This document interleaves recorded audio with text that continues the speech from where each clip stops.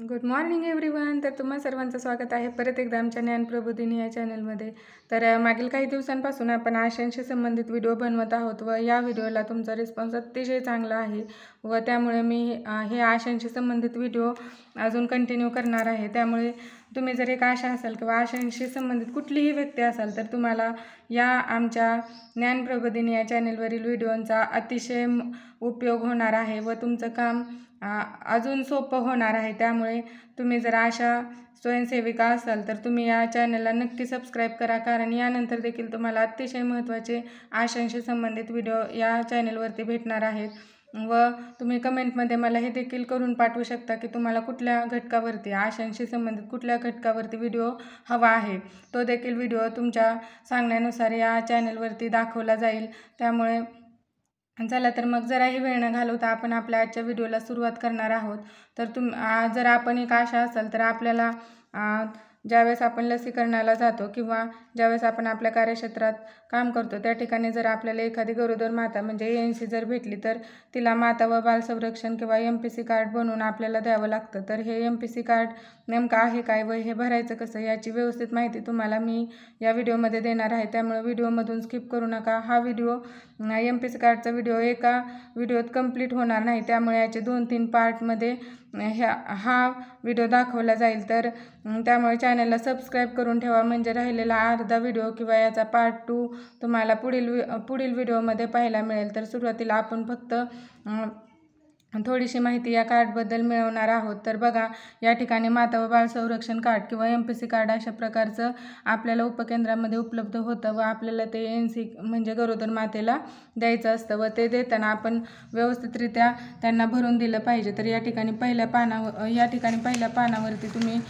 बघू शकता की ज्या काही जननी सुरक्षा योजना किंवा दुसऱ्या काही ज्या योजना असतील, प्रधानमंत्री मातृवंदना योजना असेल किंवा सुरक्षित मातृत्व अभियान असेल, जननी शिशु सुरक्षा कार्यक्रम अंतर्गत जे काही गर्भवती महिलेला शासकीय आरोग्य संस्थेत ज्या काही सोयी उपलब्ध होतात त्या असतील किंवा नवजात शिशुसाठी 1 वर्षाचं होईपर्यंत जे काही उपचार असतील त्याची माहिती आपल्याला पहिल्या पेजवरती मिळणार आहे. त्यानंतर हे या कार्डचं दुसरं पान असणार आहे व याची माहिती आपल्याला आजच्या व्हिडिओमध्ये मिळवायची आहे. तर या ठिकाणी बघा, तुम्ही बघू शकता की हे MPC कार्ड आहे. तर या ठिकाणी बघा, सुरुवातीला आपल्याला कौटुंबिक ओळख म्हणजे जी ANC माता आहे तिची कौटुंबिक ओळख या ठिकाणी लिहायची आहे.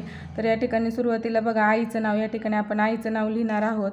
म्हणजे जी गरोदर माता असेल किंवा ANC असेल तिचं नाव आपल्याला या ठिकाणी लिहायचं आहे. तिचं वय, तर या ठिकाणी वय किंवा तुम्ही डायरेक्ट तिच्या आधार कार्डवरची तारीख देखील बघून व्यवस्थित या ठिकाणी भरू शकता. त्यानंतर इथं वडिलांचं नाव म्हणजे जी ANC असेल तिच्या पतीचं नाव आपल्याला या ठिकाणी लिहायचं आहे. त्यानंतर पत्ता म्हणजे ती ANC कुठल्या भागात राहते किंवा तिचा जो काही ॲड्रेस असेल तो आपल्याला इथं व्यवस्थित असा भरायचा आहे. त्यानंतर आईचा मोबाईल क्रमांक म्हणजे त्या गरोदर मातेचा मोबाईल क्रमांक आपल्याला इथं भरायचा आहे. त्यानंतर वडिलांचा मोबाईल क्रमांक म्हणजे या ठिकाणी त्या ANCच्या पतीचा मोबाईल क्रमांक आपल्याला भरायचा आहे.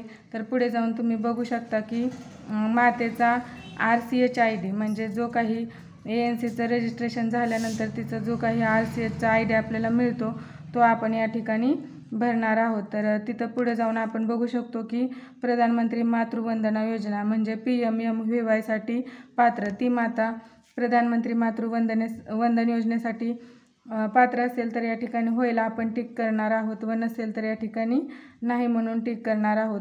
पुढे जाऊन आपण बघितलं तर त्या मातेचं पोस्ट किंवा बँक आणि शाखेचं नाव आपल्याला या ठिकाणी भरायचं आहे. तर समजा कुठल्या देखील योजनेचा फायदा जर त्या गरोदर मातेला मिळवायचा असेल तर त्यासाठी तिचं पोस्टात किंवा बँकेत अकाउंट असणं अतिशय महत्त्वाचं आहे व त्या ज्या शाखेत तिचं जे काही अकाउंट असेल त्या शाखेचं नाव आपण या ठिकाणी भरणार आहोत.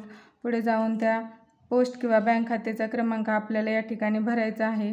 तर जो काही त्या बँक अकाउंटचा IFSC कोड असेल तो आपण या ठिकाणी भरणार आहोत. तर पुढे जाऊन आपण खाली बघितलं तर गर्भावस्थेचा अभिलेख या ठिकाणी त्या ANCची संपूर्ण माहिती आपल्याला भरायची आहे. तर बघा, प्रसूतीची एकूण संख्या किंवा यापूर्वी असलेले जिवंत बालके म्हणजे ती जी ANC असेल तिला यापूर्वी म्हणजे समजा तिची जर दुसरी खेप असेल तर तिच्या अगोदर जी काही जिवंत बालके म्हणजे इथं एक आपण भरणार आहोत.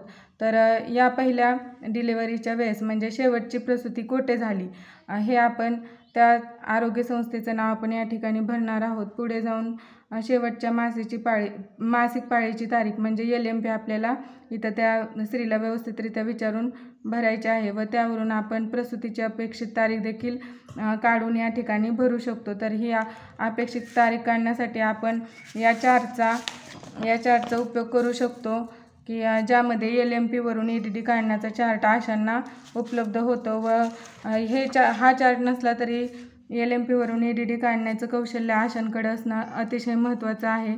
पुढे जाऊन आपण बघू शकतो की प्रसूतीसाठी निश्चित केलेल्या संस्थेचं नाव म्हणजे आता ती कुठल्या आरोग्य संस्थेत किंवा कुठल्या हॉस्पिटलमध्ये प्रसूतीसाठी जाणार आहे त्या संस्थेचं नाव आपल्याला या ठिकाणी भरायचं आहे. प्रसूतीची निष्पत्ती डिलिव्हरी झाल्यानंतर तिला जे काही बाळ जन्माला आलेलं आहे ते जिवंत बालक असेल तर या ठिकाणी आपण टिक करणार आहोत व मृत असेल तर या ठिकाणी त्यानंतर जन्माची नोंदमध्ये आपण बघू शकता की सुरुवातीला आपल्याला बालकाचं नाव नोंदवायचं आहे. त्यानंतर त्याची जन्मतारीख व जन्मतः जे काही वजन असेल ते आपण इथं लिहिणार आहोत.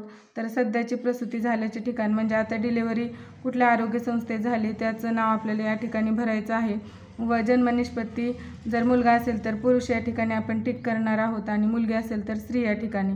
त्यानंतर जन्म नोंदणीचा क्रमांक आपल्याला इथं भरायचा आहे व बालकाचा जो काही RCH ID असेल तो आपण इथं भरणार आहोत.